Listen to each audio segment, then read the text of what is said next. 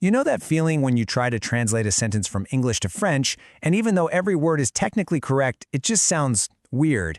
It's a super common frustration. Well, today, we're going to crack the code on one of the biggest reasons why that happens. We're going to unlock a core concept of French, the subjunctive mood. Okay, let's just dive right in with a classic example. Let's say you want to express, I want that you are here. A direct word-for-word translation might lead you to say something like, Je veux que tu es ici. It seems totally logical, right? But to a native French speaker, it just clanks. It sounds wrong. So the big question is, why? And here is the answer. The right way to say it is, Je veux que tu sois ici. Look closely at that verb change, from est to sois. Now, this isn't a simple mistake in tense, like past or future.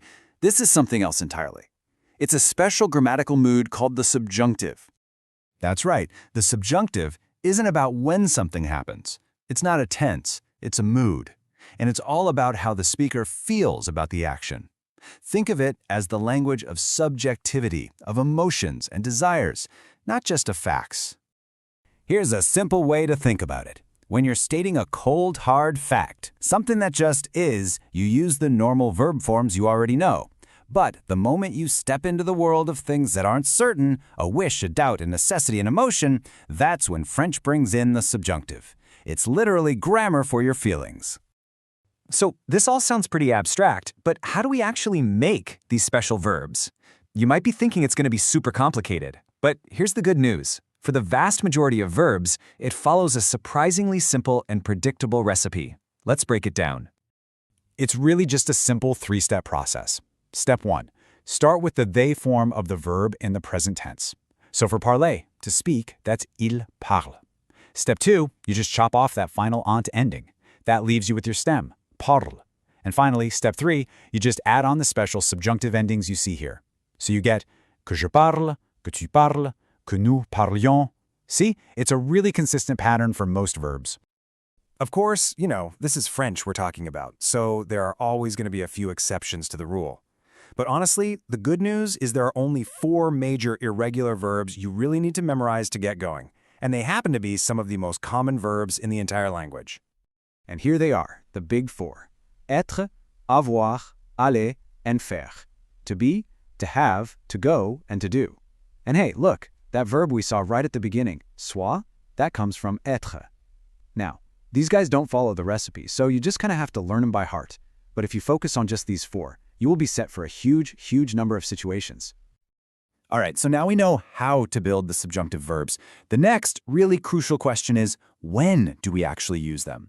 Well, the key is to listen for specific phrases, we'll call them triggers, that basically signal a subjective situation is coming up. These triggers usually fall into 3 main categories. First up, necessity. Phrases like il faut que, which means it is necessary that, or il est important que. Second, you've got desire, je veux que, I want that, or j'aimerais que. And finally, emotion. Things like je suis content que, I'm happy that, or je suis triste que. Anytime you hear one of these phrases followed by the word que, it's like a big flashing sign that the subjunctive is right around the corner. Okay, so we've covered how to form it and when to use it, but there is one golden rule that ties this entire thing together. And seriously, if you only remember one thing from all of this, make it this next point. It's a game changer. The subjunctive almost always pops up when there are 2 different subjects in the sentence. Check out the left side. Je veux apprendre. Who wants? I do. Who's learning? I am. It's the same subject. No subjunctive needed. But now look at the right. Je veux que tu apprennes. Who wants? I do. But who's learning? You are. We have 2 different subjects. That change of subject after the word que is the real trigger. And this, right here, sums up the whole concept perfectly.